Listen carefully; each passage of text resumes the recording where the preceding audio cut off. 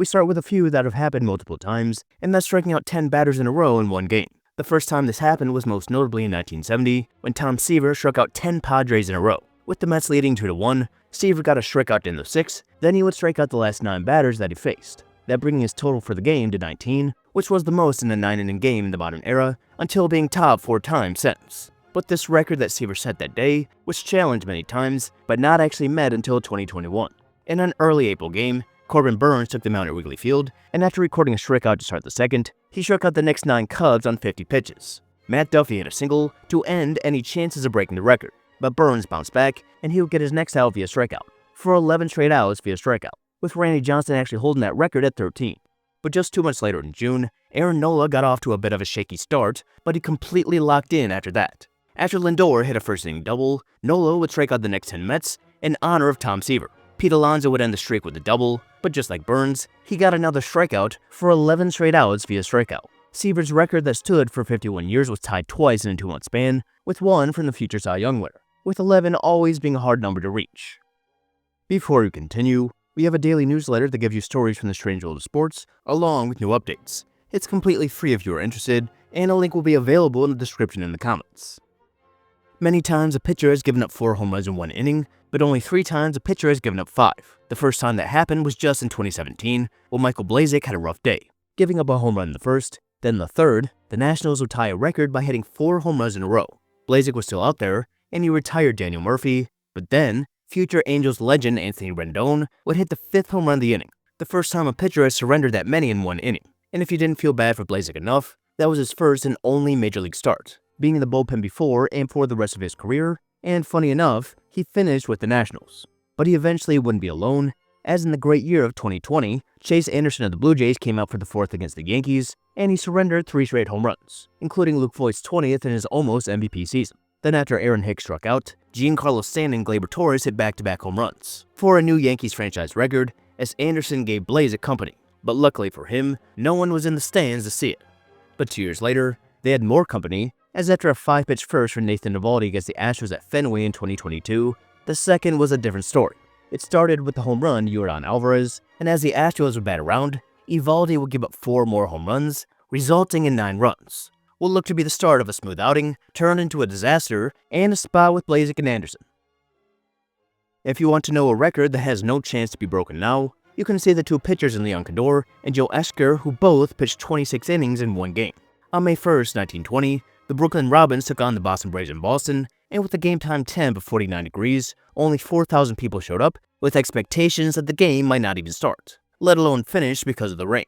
But the show went on, and the Robins scored their first run in the 5th on an Ivy Olsen single. Then the Braves responded to 6th with an RBI single of their own, and from there, the offenses froze. Things with the extras had at 1 after the Braves stranded 2 in the bottom of the 9th, and the next time anyone reached second was in the bottom of the 15th, and the Braves again didn't score. The Robins got a man to third in the 17th, that would result in nothing, and it was there when Esker started getting tired.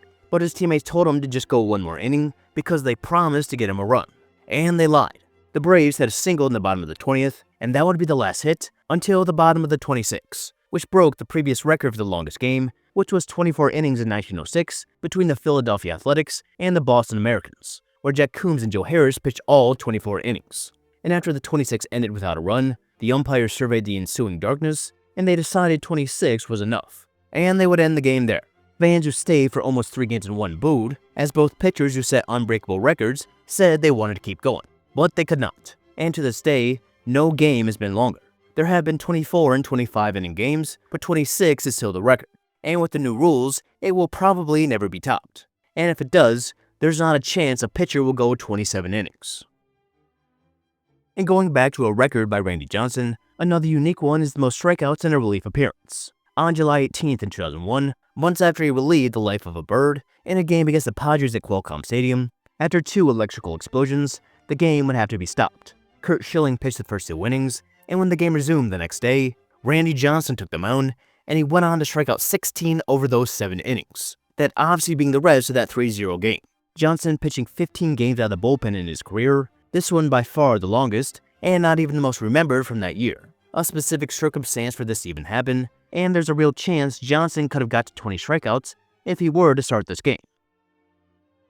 And we move to maybe the greatest outing ever that ended in a loss, with Harvey Haddix retiring the first 36 batters that he faced, going up against the Milwaukee Braves, who just won 2 straight pennants and a World Series, and featured Hank Aaron, Eddie Matthews, and Joe Adcock in the lineup. Through 12 innings, Harvey Haddix struck out 8, and much more than that, he was perfect. With the main problem being that his team did not score a run for him despite the chances, and when Haddix specifically told them to score runs. Lou Burdett matched Haddix in runs given up to 13, but not in hits, as the Pirates recorded 12 hits off him, and they couldn't score once. Somehow he hadn't completely lost his mind, and he went out for the 13th, where the perfect game would come to an end on a throwing error. Eddie Matthews would bump Mantilla to second, Hank Aaron would be intentionally walked, then it all came to an end when Joe Adcock hit one over the right center fence to end the game and the no-hitter. It actually was later ruled a 1-run double, as Aaron thought the ball stayed in the fence and let Adcock pass him. Either way, Haddix was given one of the most heartbreaking losses and one of the best performances ever. And what made it even more incredible is that 3 decades later, the Braves admitted that they were stealing Haddix's signs, and they still couldn't manage a base runner until the 13th. Pedro Martinez also brought a perfect game into extras, but he lost it right in the 10th. While Haddix still holds the record for the most consecutive outs to start a game, that is likely to never be broken, along with the best excuse to slap your teammates. Earlier, we talked about the most home runs given up in one inning, but those guys fall too short of the all-time record for a game, which was 7 by Charlie Sweeney. 2 years after winning 41 games in 1884 and becoming the first pitcher to strike out 19 in one game, and the first to be called for 3 balks in one at-bat, he became the first and most recent pitcher to give up 7 home runs in one game. In the June 12, 1886 game against the Detroit Wolverines, the Wolverines scored 2 touchdowns, while the St. Louis Maroons scored just 1 touchdown. The Wolverines hitting as many home runs as the Maroons scored in runs. And funny enough, Sweeney only gave up 9 home runs in the other 93 innings he pitched that year. And still no one has reached him, though 10 have given up 6 home runs. All since 1936, with Matt Swarmer the most recent in June of 2022. And something to differentiate in rarity is a 9-inning versus the extra inning game. And the strikeout king for any game is Tom Cheney, who struck out 21 in 1962. Cheney was a journeyman pitcher who at that point was pitching for Washington after a few short stints with the Pirates and the Cardinals. And on that September 12th night, he was on the mound against Orioles all-star Mel Pappas, and he had a good feeling as soon as he stepped off the bullpen mound. Cheney had 13 strikeouts to the 9th, and he refused to come out of the game tied at 1, telling his manager, "I started the damn game, and I'm going to finish." And he was better during extras. In the 14th, his 18 strikeout tied the single-game record with Bob Feller, Sandy Koufax, who did so twice, and Warren Spahn. Only Feller's and Koufax's were just 9-inning games. He would then get number 19 to end the 14th. And after the Senators took the lead in the top of the 16th, Cheney went out in the bottom half, and he ended the game striking out Dick Williams for his 21st strikeout, to give him one of the wildest stat lines in MLB history, giving up 10 hits and 1 run over 16 innings, while striking out 21, with 15 of those being swinging strikeouts. And probably the most eye-popping stat is that he threw 228 pitches in this game. Obviously, there's an asterisk next to his record, but there's no doubt that it was impressive. 4 other times a pitcher struck out 20 in a 9-inning game, and 5 if you include Randy Johnson, who had 20 against the Reds after 9, but he came out before the 10th inning. And here's one we hope is never repeated, and that's being struck by lightning and throwing a complete game. While pitching for Cleveland in 1919 against the Philadelphia A's, Ray Caldwell was rolling through 8 with his spitball working, but then the clouds would start rolling in. He got the first 2 outs quick, then as he got set on the mound, a flash from the sky would explode onto the field. Ray Chapman feeling a surge go down his leg, other players diving to the ground, and catcher Steve O'Neill would throw his metal mask, hoping to not attract any bullets. And after the bullet hit the ground, everyone on the field was okay, except for Caldwell. Lying on the mound on his back with his arms spread, he was knocked out cold. The first player to reach him would leap in the air after being zapped by his body, so everybody stepped back, wondering if he actually just died. But as they were ready to pull out the body bag, he would start groaning, and he crawled back to his knees, then to his feet. They offered to take him to the hospital, still standing at a distance, but he declined, saying he still needs to get the last out. Most of the crowd already left in fear, but the ones who stayed were shocked to watch a man get struck by lightning, get back up, then finish a complete game victory. Caldwell pitched the rest of the season, and he also threw a no-hitter, which was honestly less impressive. Caldwell, someone who could have been a Hall of Fame pitcher, but off-field issues with alcohol hurt him most of all. With a strong alcohol and lightning tolerance, in a moment that will surely and hopefully never happen again. Game length and pitch counts are topics of discussion now, and Red Barrett's record 58 pitch complete game would have made Rob Manfred very happy. Both teams must have been in a rush because they both were not patient. The Braves recorded 6 hits, walked and struck out only once to score 2 runs against Bucky Walters, while Barrett didn't strike out 1 batter and would only allow 2 hits. But neither player reached second. He recorded 13 groundouts and only 2 line drive outs, and throwing 58 pitches against 29 batters equals an average of 2 pitches per plate appearance. Barrett was known for working fast, and that night he threw strikes, got batters out, and so did Walters. And in the end, this game lasted just 1 hour and 15 minutes, the fastest 9-inning game ever recorded. Both Barrett's pitch count record and the length of game record are unofficial because both weren't well documented in the early days. But these are both records that will not be broke until new rules allow for pitchers to throw a maximum of 60 pitches.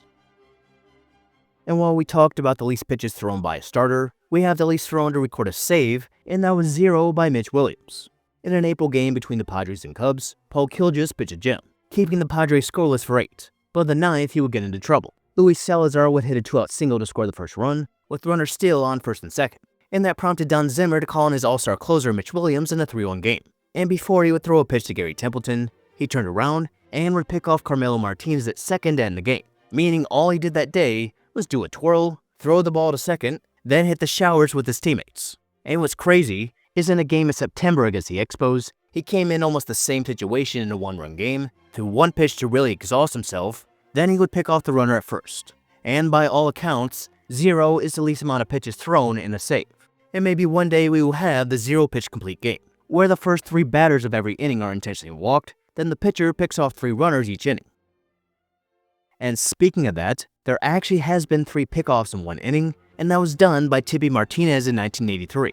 In an August game against the Blue Jays, Martinez replaced Tim Stoddard in the top of the 10th after he surrendered the go-ahead home run and a single. Though not really known for his pickoff, the lefty would catch Bonnell at first leaning the wrong way, and they would nab him at second. Martinez then walked Doug Collins, and he would catch Collins leaning, with Eddie Murray applying the tag for out number 2. Willie Upshaw then hit a single, and right away, Martinez threw 2 lobs over to first to no avail. And then with everyone in attendance knowing what was coming, Martinez threw over, and for the 3rd time that inning, picked off a Blue Jay. And part of the reason for the Blue Jays' aggressiveness and the Orioles' eagerness was emergency catcher Len Sakata was forced to catch, his first time catching since he was 9 years old. So it's a little easier to understand, but still insane. The Orioles would then come back and win with a walk-off home run from the emergency catcher, one of the highlights of the Orioles' most recent championship season. An infuriating sight for almost everyone on the field is watching a pitcher who can't throw strikes, and fans were in for a treat watching Dolly Gray give up 8 walks in 1 inning in 1909. Gray made his debut at the age of 30 and had been pretty solid for Washington and not really known for his lack of control. But in the first game of a doubleheader against the White Sox in late August, it was a different story. He got out of the first without giving up a run, but seemingly got the yips before that was even a thing, as he would walk the first 7 batters, the White Sox scoring 3 runs without having to do anything. The Sox would then go on to add 3 more, and Gray gave up another walk, which passed the previous record of 7 in 1 inning, done 3 times before 1903. And what's wild is Gray pitched 8 innings, gave up 11 walks, and threw a 1-hitter. Had he even been just wild, instead of super wild, he may have actually won this game that they lost 6-3. And for the sake of us all, hopefully this never happens again, unless it's in the favor of our favorite team. So just like the offensive rarities, it comes down to having a rare chance and making the most of it, even if that means giving up 5 home runs in 1 inning. And we wait for the day a pitcher throws a 27-inning, 27-strikeout game where he was struck by lightning, then got up, struck out 11 in a row, and picked off 3 runners in the last inning where he struck out 5 batters. And make sure to watch the offensive version of Rarities if you haven't already.